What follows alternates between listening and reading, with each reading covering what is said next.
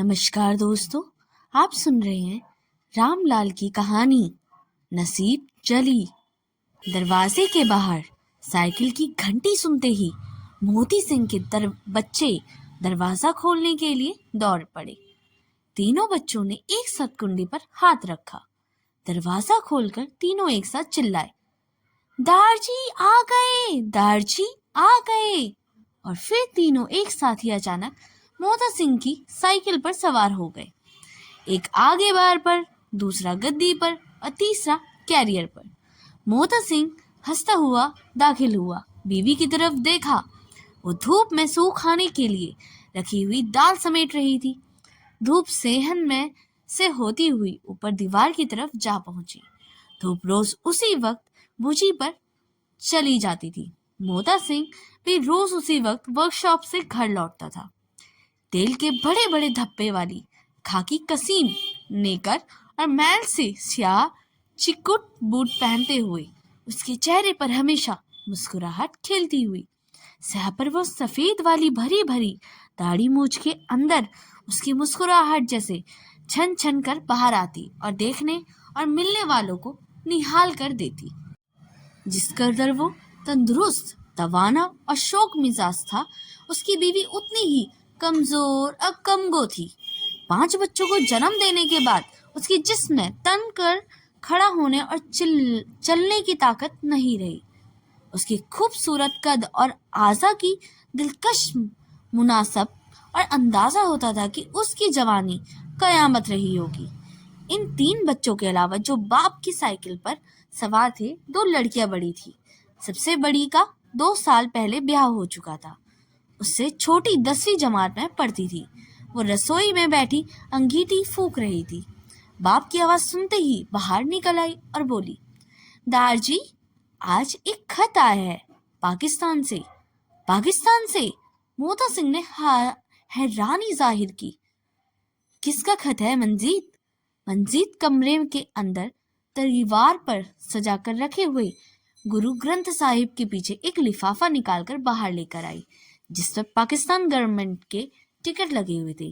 बाप के हाथ में देती हुई बोली, पता नहीं किसका है, उर्दू में है, मैं तो उर्दू जानती नहीं।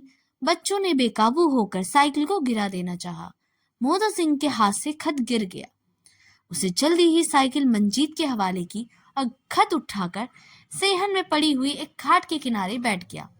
एक हाथ से पगड़ी उतारकर घुटनों पर रख ली, दूसरे हाथ से लिफाफा के अंदर झांका और तय किया। कागज खींचा।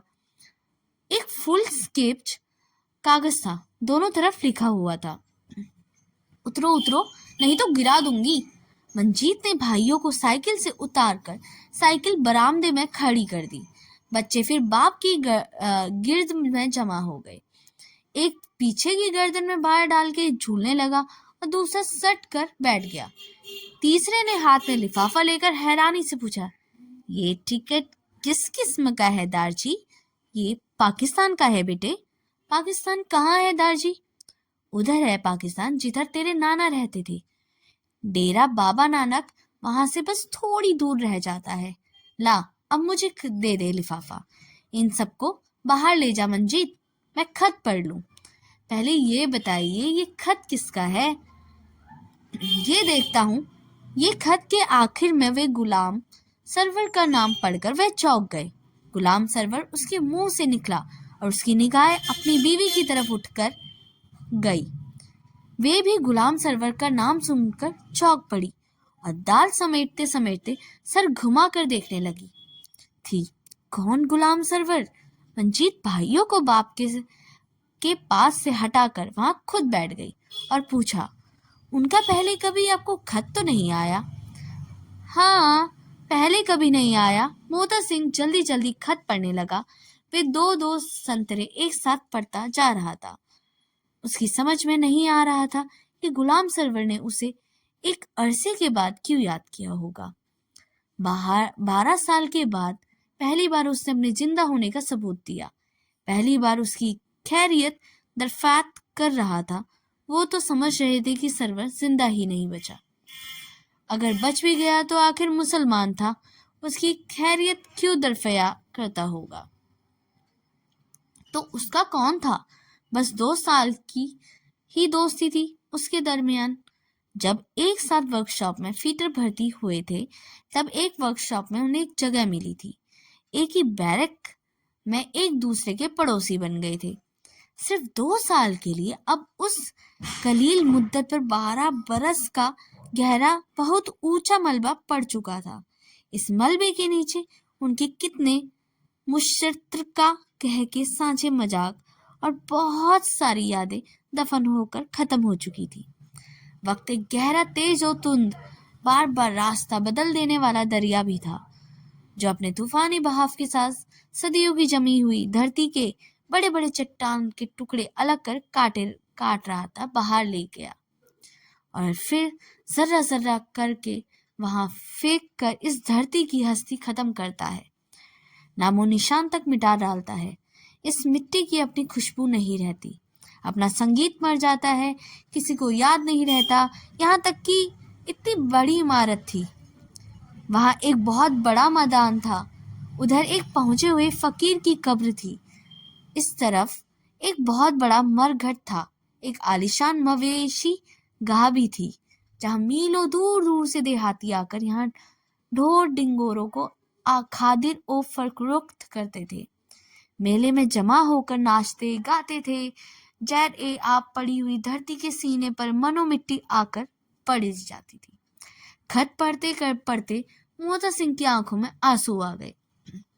غلام سرور نے کبھی بھلایا نہیں تھا، اس کا پتہ کیے ذرائع میں دریافت کرتا رہتا تھا۔ 20 دوستوں پہنچا تھا، کسی نے جواب تو نہیں دیا تھا، تو پتہ نہیں بتا سکتا تھا۔ کسی نے جواب نہیں دیا۔ موتا سنگھ کئی سال ہوئے امرتسر کی ورکشاپ میں تبدیل ہو کر دلی میں آ گیا تھا، کسی کو اس کا پتہ آسانی سے تھوڑی مل سکتا تھا۔ غلام سرور نے اس کے پتے کی کھوج اپنے ملک میں مقیم ہندوستانی ہائی کمشنر کی مدد سے لگائی تھی، اور وہ دن یاد دلایا تھا جب فسادات کی مارکاٹ میں غلام سرور اپنی بیرک میں تنہا رہ گیا تھا۔ اس کے بچنے کی کوئی صورت ہی نہیں بچی تھی۔ رات کو وہ دیواریں اور چھت پھلانگتا ہوا موتا سنگھ کے گھر پر آ کود گیا۔ اس کے چہرے پر موت کی جردی چھائی ہوئی تھی، اس کے دم میں اس کا خاتمہ ہو جانے والا تھا۔ اس کو مارنے کے لیے اس کے کئی پڑوسی اس کی تلاش میں گھوم رہے تھے۔ موتا سنگھ کے پاس وہ کسی امید پر نہیں آیا تھا، امید تو ختم ہو چکی تھی، آنکھوں میں مروت رہی تھی، نہ دل کی محبت۔ سرحد کے دونوں طرف ایک عجیب سی دیوانگی اور وحشت کا دور تھا، وہاں نہ تلواریں نہ گنڈاسے، چاروں طرف مصروف ریکس تھے، بجلی کی سی چمک کے ساتھ کونتے تیر اور آنکھیں جھپکنے کی دیر سے سر تن سے جدا کر دیتے تھے۔ وہ موتا سنگھ سے کچھ بھی نہیں کہنا چاہتا تھا۔ موتا سنگھ اسے قتل کر سکتا تھا، اپنے بھائی اور بہنوں کا قتل، اغوا کا انتقام اس کی بوٹی بوٹی الگ کر کے لے سکتا تھا۔ جس وقت وہ دیوار سے لٹک کر دھم سے زمین پر گرا تو اس وقت موتا سنگھ اپنی روتی ہوئی چھوٹی سی بچی کو سینے سے لگائے اسے چپ کرانے کی کوشش کر رہا تھا۔ یہی من جیت تھی۔ وہ بچی، اس کی بیوی برآمدے میں چارپائی پر لیٹی ہوئی تھی۔ صحن میں دھپ کی آواز سن کر دونوں چونک پڑے۔ وہ سمجھتے ہوئے شاید مسلسل بارشوں کی وجہ سے دیواروں کا ایک حصہ گر گیا تھا۔ موتا سنگھ نے قریب جا کر دیکھا تو غلام سرور تھا، زمین پر گھٹنوں کے بل گرا ہوا تھا۔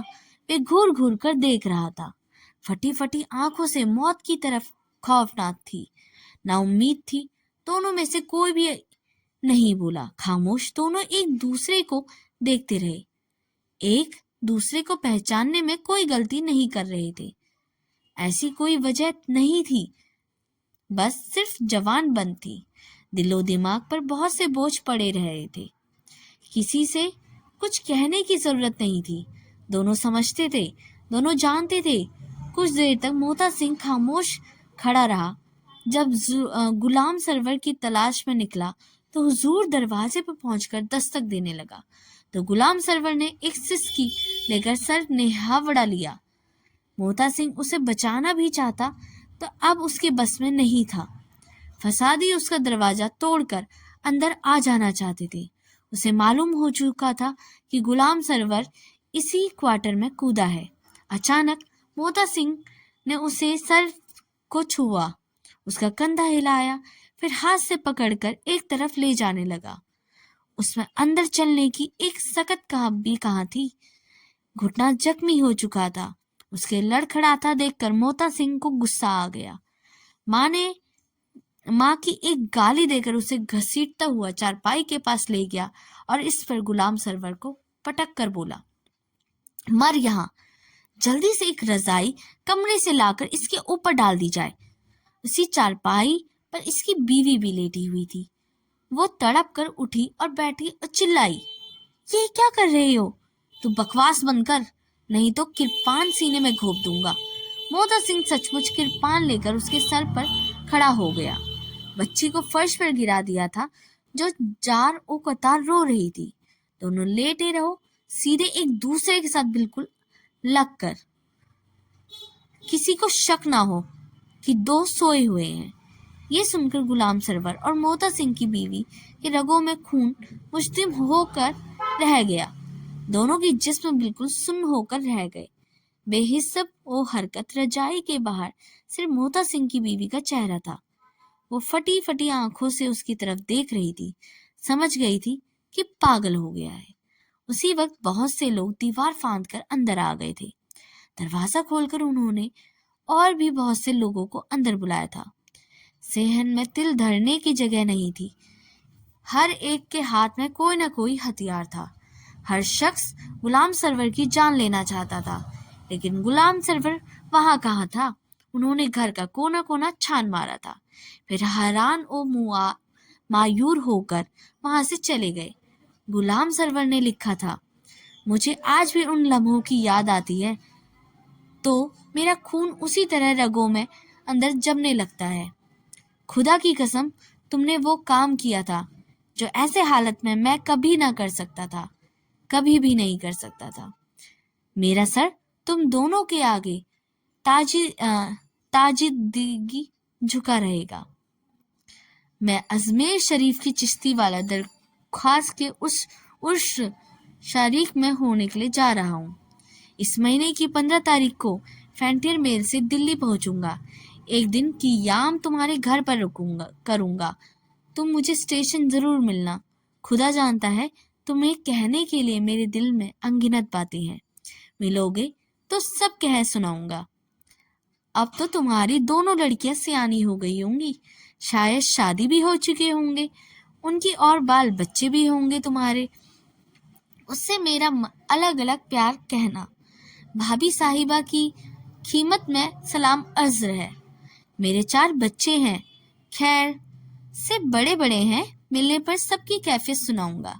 मिलना जरूर, वरना तुम्हारा घर ढूंढने में मुझे कोई दिक्कत होगी।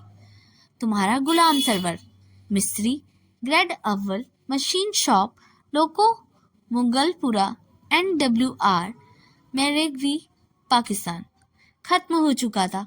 खत को तह करके वो लिफाफे में रख रहा था। उसके चेहरे पर गहरी फिक्र पैदा हो चली थी कि किस्म की सख्ती भी उसके चेहरे की ढीली ढाली जिल्द अचानक तन गई हो। उसकी बीवी दोनों हाथों में एक छाछ में दाल बटोर कर लाती हुई उसके पास खड़ी हो गई। शलवार कमीज और दुपट्टा दुबला पतला, जिसमें हल्के हल्के साहब बाल जो उसकी चमक खोकर मुरझाए हुए नजर आ रहे थे। चेहरे पर जल्दी सी खुंडी हुई थी। उससे बोली, ये वही गुलाम सरवर है जो अमृतसर में हमारी बारात में रहता था। मोता सिंह ने बीवी को घूरा और उसकी आंखों में एक अजीब सा खौफ उभर आया। फिर उस खौफ पर दुरुस्ती और नफरत छा गई। उसने जवाब दिया, हाँ। क्या लिखा है उसने? इसकी बीवी ने फिर पूछा। जो अजमेर की उसरा में आ रहा है। कहता है तुम्हारे घर भी आऊंगा मिलने के लिए, लेकिन मैं उसे यहाँ नहीं लाऊंगा। क्यों? यकायक उसकी बीवी ने छाछ फेंक दी।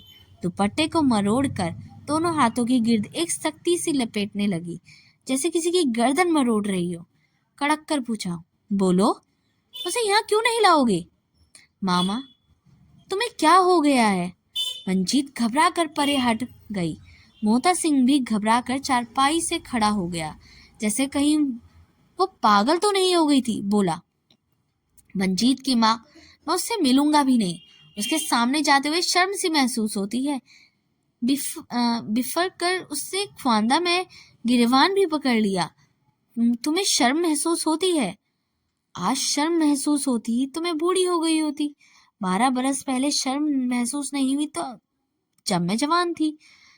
तब तो तुमने मेरी छाती पर कृपाण रखकर मुझे खामोश कर दिया था। मैं अपनी छाती के अंदर पड़े हुए इतने बड़े फट को आज तक नहीं भूल सकी।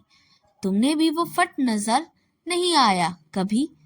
कैसे नजर आ सकता है? मैं नसीब जली में ही हूँ, जो आज तक चुपके चुपके रोकर से कर उस घाव की परवरिश करती रही हूँ। मैं उसी दिन मर जाती, उसी वक्त जान दे देती, लेकिन तुमने मरने नहीं दिया। तुमने मुझे दिलासा दिया था, मुझे यकीन दिलाया कि उस बात को कभी याद नहीं करोगे, कभी नफरत नहीं करोगे, कभी ताना नहीं दोगे। आज तुम्हें उससे मिलते हुए शर्म क्यों आ रही है? तुम्हें ये सोचकर वक्त क्यों नहीं आई मेरी उस भी कोई शर्म है, मेरी भी कोई इज्जत है। मेरा जख्म आज फट गया है, मेरी इज्जत मिट्टी में आज फिर मिली है। ये कहते कहते वे जार जार रोती हुई सीना को भी करने लगी और धम से बैठकर अपना सर फर्श के साथ टकराने लगी। आपको इस स्टोरी पसंद आई हो तो इसे लाइक, सब्सक्राइब और शेयर जरूर करें और बेल आइकन को दबाना ना भूलिए, ताकि हमारी द्वारा लाई गई वीडियो का नोटिफिकेशन आपको मिलता रहे। तब तक के लिए धन्यवाद।